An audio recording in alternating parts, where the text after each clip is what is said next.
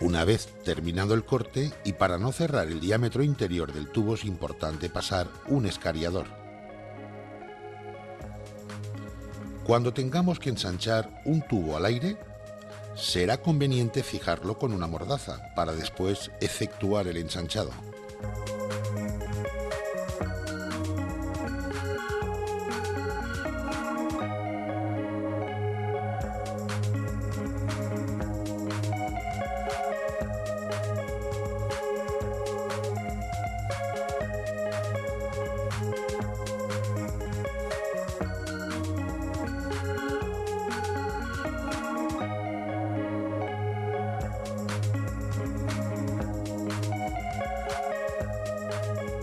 Esta herramienta es un abocardador o abocinador y según la punta que le pongamos, le podremos usar como ensanchador sin dar un solo golpe.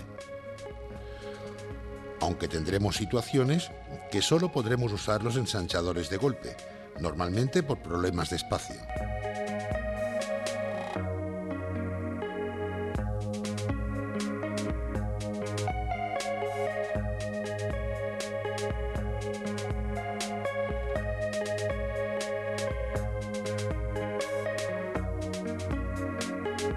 En caso de no quedar uniforme el ensanchado, lo recomendable es repetir la operación.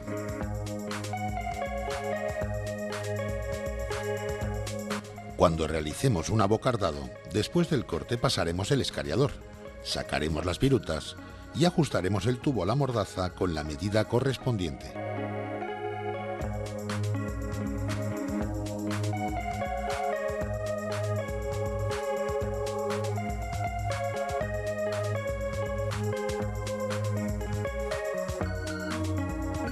El tubo tendrá que salir de la herramienta para que se pueda efectuar la bocina.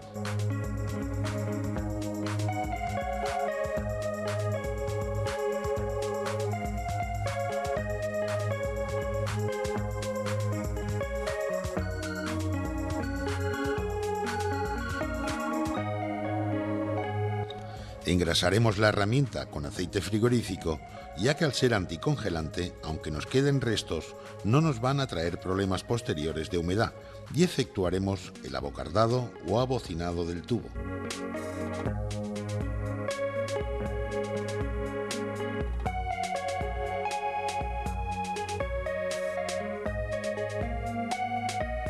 Igual que en el ensanchado, si vemos que no ha quedado uniforme, lo aconsejable es repetir la operación.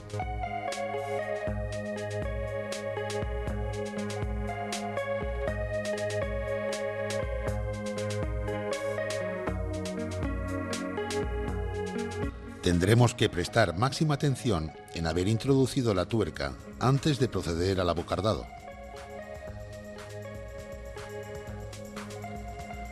Con este sistema podremos instalar diferentes tipos de accesorios.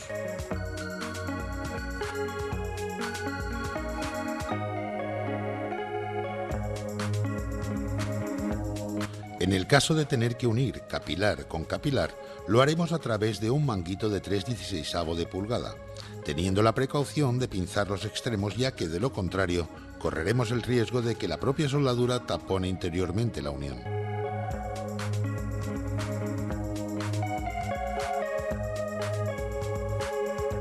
El conjunto de soldadura autógena consta de una botella de gas, una botella de oxígeno y un soplete con sus mangueras correspondientes.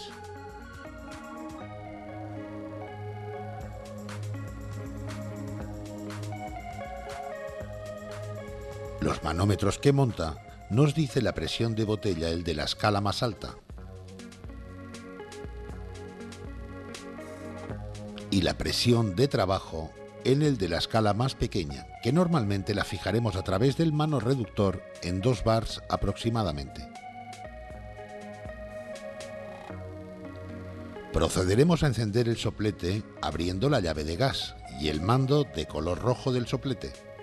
Seguidamente abriremos poco a poco el grifo del oxígeno hasta lograr un dardo azul brillante. Para cerrar el soplete, primero cerraremos el oxígeno y por último el grifo de gas.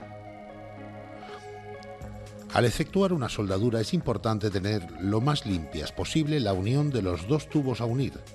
Calentaremos la unión y cuando tengamos los dos tubos con un color cereza, iremos apartando el soplete sin dejar de calentar la unión. Aportaremos la varilla buscando el punto de fusión, acercándonos o apartándonos con el dardo. Lo importante es que no hierva por demasiada temperatura o que la varilla no se nos pegue al tubo por falta de calor. Por último, comprobaremos la soldadura a través de un espejo.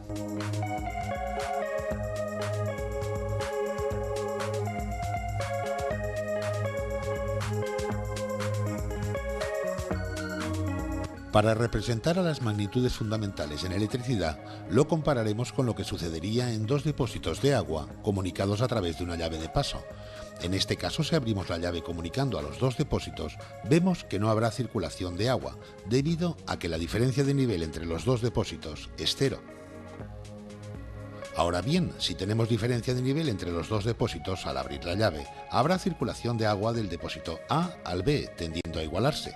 En electricidad, para que exista una circulación de corriente, tendremos que disponer primero de una diferencia de potencial, donde la unidad de medida será el voltio.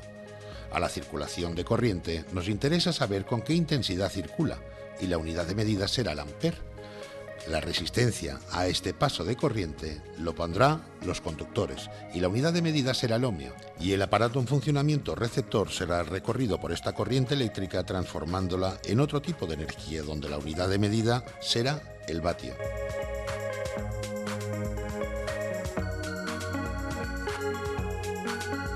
O sea, que todo circuito eléctrico constará de un generador, unos conductores y un receptor.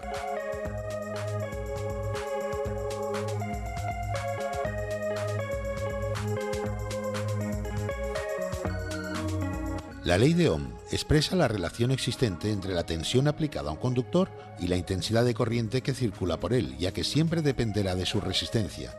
Situándonos en el círculo de la izquierda de la imagen, donde tenemos representados los vatios, voltaje e intensidad, si queremos conocer los vatios que consume un aparato, nos bastará multiplicar el voltaje que lo alimenta por la intensidad que lo recorre. Si queremos conocer la intensidad, bastará dividir los vatios por el voltaje. Si queremos conocer el voltaje, dividiremos los vatios por la intensidad. Y de la misma forma, usaremos el círculo de la derecha de la imagen.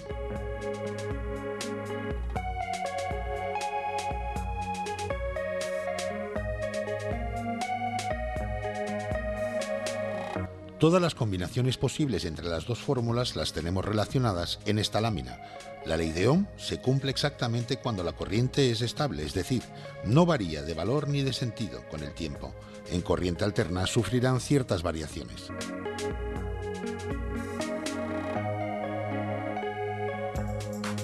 La diferenciación entre corriente continua y corriente alterna la veremos en estos gráficos.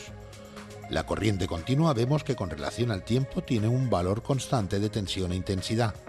Sin embargo, la corriente alterna vemos que cambia de valor gradualmente e invierte su sentido de circulación en periodos regulares de tiempo.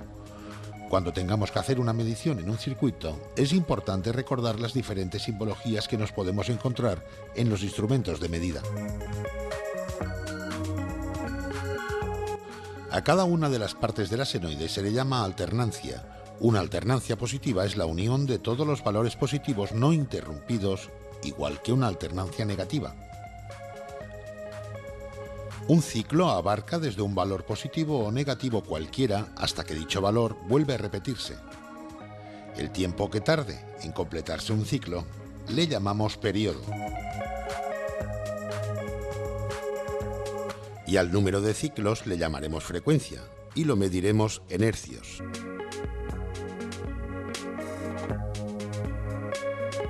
Para realizar las comprobaciones eléctricas tendremos que disponer de un tester, bien sea analógico o digital, donde poder comprobar con el selector en la posición de ohmios, que también se representa con el símbolo omega, la continuidad de un conductor. O sea que para comprobar el estado de las bobinas de un compresor, lo que haremos realmente es que a través de las dos puntas de prueba del instrumento, las bobinas sean